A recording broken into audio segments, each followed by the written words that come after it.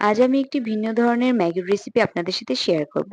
প্রথমে অল্প পরিমাণে তেলে এখানে রসুন কুচি দিয়ে নিলাম। এরপর ক্যাপসিকাম দিয়ে দিব, পেঁয়াজ কুচি, লবণ পরিমাণ মতো, মরিচ ও হলুদ পরিমাণ মতো দিয়ে দিচ্ছি। এখন একটু নেড়েচেড়ে এতে আমি সয়া সস দিয়ে দিব। তারপর একটি ম্যাগি মসলা ব্যবহার করেছি আমি এখানে। এরপর ম্যাগি নুডলসের মসলাগুলো দিয়ে দিব। একটু মসলাগুলো নেড়েচেড়ে এখন এতে টমেটো সস দিয়ে দিলাম। এরপর লাস্ট উপকরণ আমাদের টমেটোগুলো দিয়ে দিলাম। টমেটোগুলো একটু হয়ে এলে এখানে সিদ্ধ করে রাখা ম্যাগি নুডলসগুলো দিয়ে দিব। নুডলসগুলো বেশি সিদ্ধ করা যাবে না। ভালো করে মসলার সাথে এখন নুডলসগুলো মিশিয়ে নিয়েছি।